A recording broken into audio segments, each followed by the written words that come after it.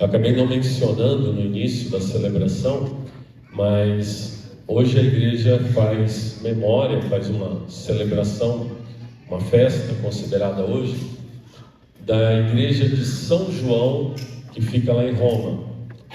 Lá em Roma tem 4 basílicas principais.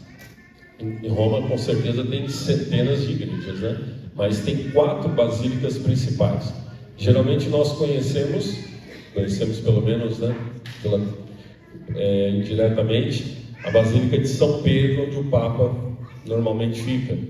Mas além dessa Basílica de São Pedro, tem a de São Paulo, tem a de Santa Maria e tem a de São João.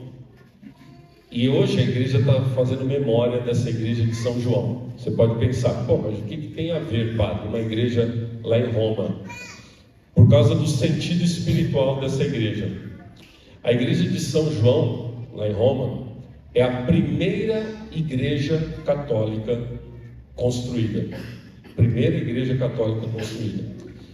Aí você vai pensar, então deve ter sido construída logo depois que Jesus já foi para o céu e os apóstolos foram lá e vamos fazer uma igreja. Não.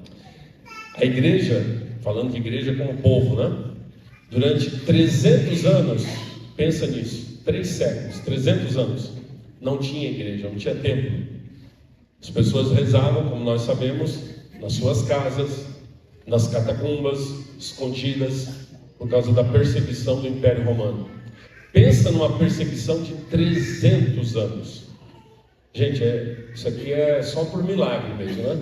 Que durante 300 anos a igreja se manteve escondida, anunciando o Evangelho, levando a palavra de Deus, mas sem um local aberto, público, para o culto, porque o culto é fundamental para nós, né? Não existe igreja sem Eucaristia, sem culto. E foi justamente com o imperador Constantino, que no ano 314, ele tem uma conversão. Alguns discutem se a conversão de Constantino foi realmente uma conversão, teve algumas situações depois na vida dele, mas uma coisa é fato.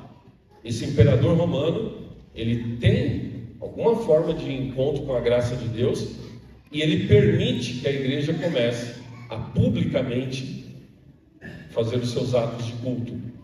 Finaliza ali as perseguições. Então é ali, já no século IV, já, que ele, Constantino, na época o Papa era o Papa Silvestre, ele, Constantino, por isso que a gente tem a corrida de São Silvestre, por causa desse Papa. E aí Constantino dá para esse Papa uma igreja, que é essa igreja lá em Roma de São João. É linda, quem já foi em Roma, já teve a graça de ir lá, é linda, né? Quem for um dia, você visite a igreja de São João. É a primeira igreja, então, que nós temos construída para louvar e bendizer a Deus. Ali o Papa celebrava, não existia o Vaticano, não existia nada, era ali que o Papa celebrava. Com isso, vamos abrir um parênteses aqui, né? Então a igreja católica começou ali com Constantino, né?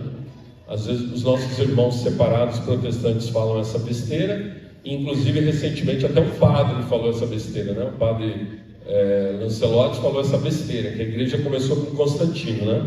É bom esse padre voltar a estudar teologia, porque está muito fora da casinha mesmo, né? Não, a igreja durante 300 anos é a igreja anunciando o Evangelho, pregando Jesus Cristo, celebrando a Eucaristia, levando os sacramentos. Porém, ali naquele momento é que ela tem um templo, isso é importante. Daí a celebração de hoje, a igreja faz memória disso, não pelo templo físico, material, mas como uma forma de dizer para nós, né, como que a graça de Deus vai correndo.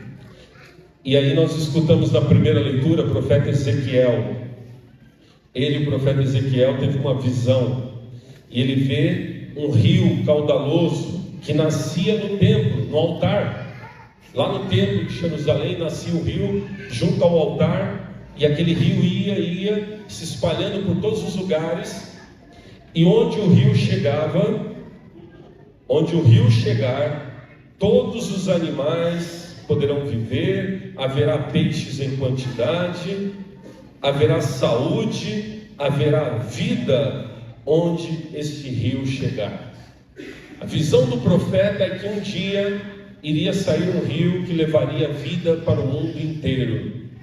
O profeta Ezequiel, Antigo Testamento, ele não viu isso acontecer, ele profetizou, mas nós estamos vendo isso acontecer, porque esse rio, na verdade, é nosso Senhor Jesus Cristo. Onde Jesus chega, chega a vida. Onde Jesus chega, chega a graça. E ao mesmo tempo podemos dizer que onde Jesus chega, ele chega com a igreja, porque o Senhor deixou a igreja, e é na igreja onde em especial Jesus está agindo.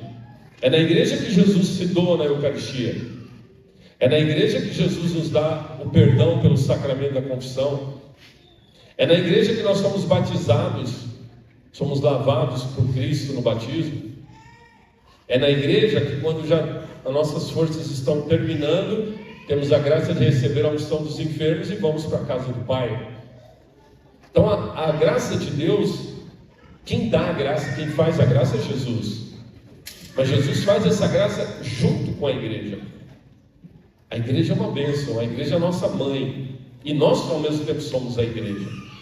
Então hoje a igreja faz memória disso, dizendo: esse rio caudaloso, que é nosso Senhor Jesus Cristo, que o profeta Ezequiel teve numa visão, ele está aí. E graças a Deus esse rio está chegando em tantos lugares, em tantas situações, em tantas pessoas, que estão tendo o seu encontro com nosso Senhor Jesus Cristo. Eu gostaria de enfatizar algo ainda. Nós estamos já em novembro, né? Quase chegando ao final do ano. Esse ano é um ano muito especial para nós, católicos. Esse ano é um ano jubilar. O que significa um ano jubilar? A cada 25 anos, a igreja diz que naquele ano é um ano especial de graças. Olha o rio aí correndo, ó. E a igreja vai dizer: esse ano, esse rio tem graças especiais para nós. Cada 25 anos.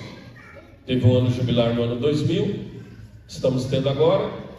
Em 2050, cuide bem da sua saúde para você chegar lá. Aí você vai ter mais um ano jubilar em 2050, né? Bom, vamos aproveitar agora, porque 2050 nós não sabemos, né? Então vamos aproveitar a graça agora. O que é um ano jubilar?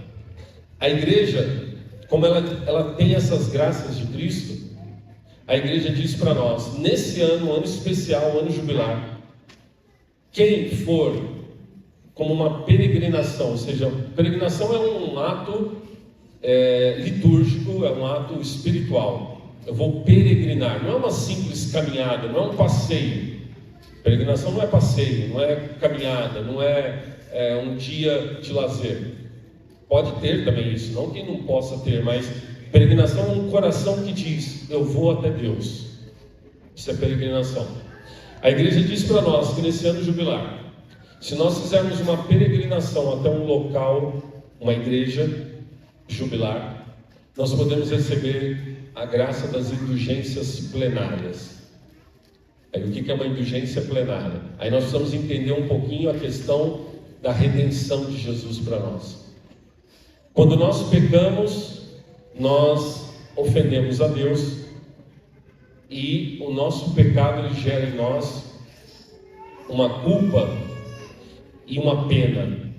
Duas coisas que o pecado gera em nós: culpa e pena. Culpa: eu fiz algo que eu sou culpado daquilo, então eu preciso de um perdão.